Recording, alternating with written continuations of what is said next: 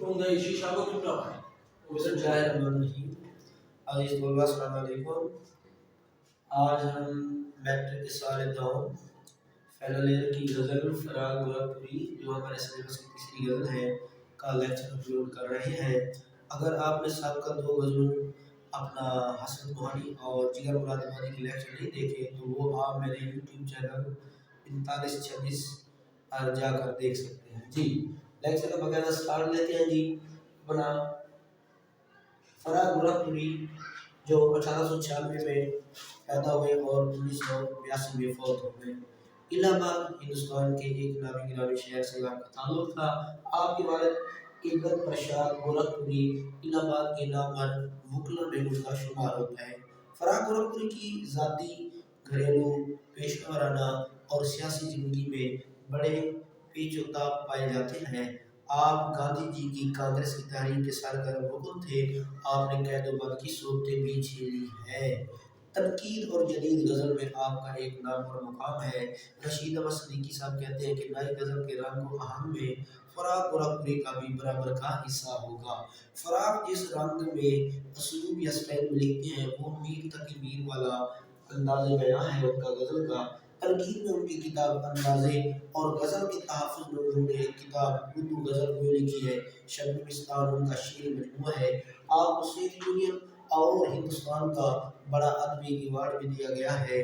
आपकी 10th की गज़ल का पहला शेर बाकायदा शुरू करते हैं। जी कहते हैं सर में सौदा भी नहीं, दिल में तमन्ना भी नहीं, लेकिन इस तरह की मोहब्बत का भरोसा भी नहीं। इसका मफ़हूम कुछ यूँ बनेगा कि मैं इस जुनून में मुब्तला नहीं हूँ कि मैं अपने महबूब को नहीं छोड़ सकता और ना इस खुशगुमानी में मुब्तला हूँ कि मेरे दिल में उसके लिए कोई आरज़ू नहीं है। यानी मैं गो-मगो की कैफियत में हूँ। हो सकता है मैंने इश्क को छोड़ दिया हो सकता है इश्क ने मुझे अभी तक खुलासी ना दी हो, मेरा पीछा ना छोड़ा हो। देखिए अब इसकी तशरीह कुछ इस तरह बनेगी कि इश्क जो है ना, जिस तरह गालिब ने कहा था, इश्क पर जोर नहीं है ये वो आतिश गालिब कि जो लगाए ना लगे और बुझाए ना बने।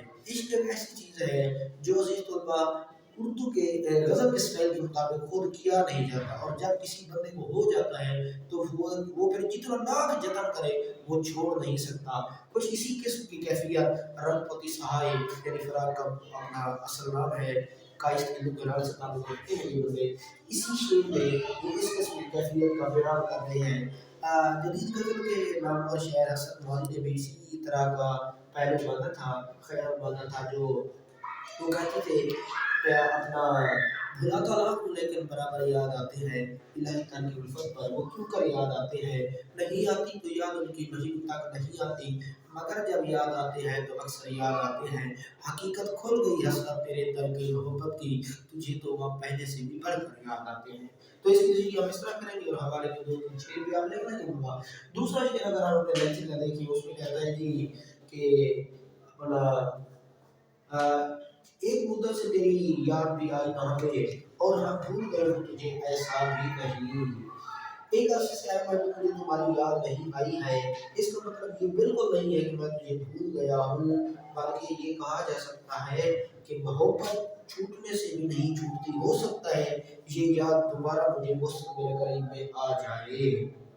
जी तो पहला गज़ल का जो शेर मतलब होता है कि उसका ख़याल और निचले वाला जो हमारा दूसरा शेर है गज़ल का, इनका ख़याल मिलता-जुलता है। शायर अपनी मजबूरी का कह रहा है।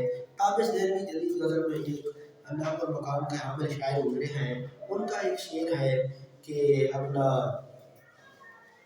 बस के बड़े कमाल का वो भी हाँ बल्कि मिर्ज़ा गालिब का शेर है। ना तो हम मजबूर बेक़ीमत है खुद मुख्तारी की, चाहे है सो आप करे है हम तो बस बदनाम किया। सॉरी मीर तकदीर का शेर है। मीर तकदीर ने अपने महबूब को ये सलाह दी है कि आप कौन सा आशिक को बदनाम करते हैं कि आशिक बेवफा होता है। हम बेवफा नहीं है, हम हाल महबूब का वस्ल चाहते हैं। वो आप दे तो आपकी मर्ज़ी, ना दे तो हम मजबूर फिर रहे होते हैं। और महबूब के मिलने से आशिक क्या चाहता है। मीर का इस हवाले से शेर है कि बस इसका खुदा नसीब करे, मीर जी चाहता है क्या क्या कुछ, मेरा महबूब मुझे मिलेगा तो मुझे मालूम नहीं मेरे दिल में कितनी ख्वाहिशें हैं और मैं उससे क्या क्या कहूँगा। कई मिनटों की दबी हुई ख्वाहिशें हैं मैं उससे बयान कर दूँगा।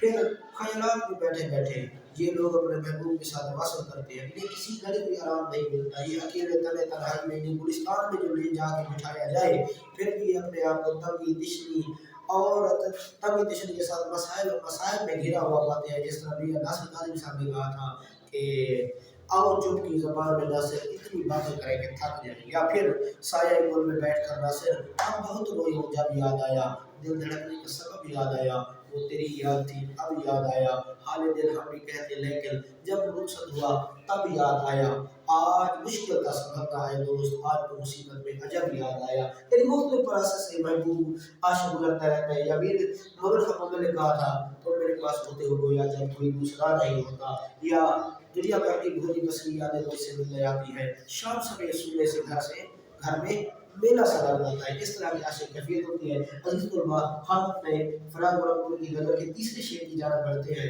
یوں تو ہنگامے اٹھاتے نہیں دیوانہ عشق، یوں تو ہنگامے اٹھاتے نہیں دیوانہ عشق، مگر اے دوست کچھ ایسوں کا ٹھکانہ بھی نہیں۔